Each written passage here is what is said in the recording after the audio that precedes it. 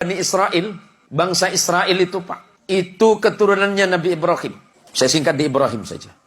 Nabi Ibrahim itu keturunannya Nabi Nuh. Dari siapa? Dari darahnya Syam. Turun. Nanti kalau baca silsilahnya ke atas. Nabi Ibrahim itu punya 2. Ada sebagian mengatakan 3 istri. Ikhtilaf. Istri yang pertama itu orang Mesir, yang bernama Sarah. Istri yang kedua dari Palestina, hari ini yang sedang bergolak, itu bernama Hajar. Sedangkan istri yang ketiga bernama Qaturah atau Qunturah, ikhtilaf ulama. Kita sebut yang 2 saja. Dari pernikahannya dengan Hajar melahirkan putra yang bernama Ismail alaihissalam. Ismail tidak pernah melahirkan keturunan yang menjadi nabi kecuali Nabi kita Muhammad sallallahu alaihi wasallam. Saya singkat saja. Dari Sarah lahir anak laki-laki bernama Ishak. Ishak itu adiknya Ismail, beda ibu. Ishak punya anak namanya Yakub. Yakub ini Allah berikan gelar Israel. Di dalam bahasa Ibrani, apa itu bahasa Ibrani? Bahasanya Nabi Ibrahim. Ibrahim bukan orang Arab. Ibrahim itu lahirnya di Ur Kaldani, Babilonia, Mesopotamia. Hari ini disebut negara Irak. Ya, saya jelasin sejarahnya biar runut, biar tidak terjadi fitnah. Yakub Allah berikan gelar Israel. Dalam bahasa Ibrani disebut Ezrael. Ezra artinya kekasih, El itu Allah, Yakub itu adalah kekasih Allah. Yakub punya anak 12 orang bersaudara, beda ibu semuanya. Ada 4 istrinya Yakub.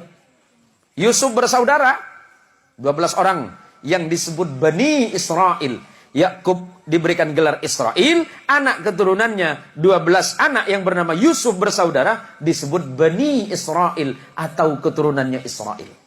Salah satu anaknya bernama Lewi, abangnya Yusuf. Lewi punya anak namanya Imran, tapi bukan surat Ali Imran itu, beda lagi nanti. Imran punya anak 2 nama. Nabi ada 2 anak dari Imran, dua-duanya jadi nabi. Musa dan Harun. Waalaikumsalam. Abangnya Yusuf namanya Yahuda. Yahuda itu turun punya anak namanya Daud.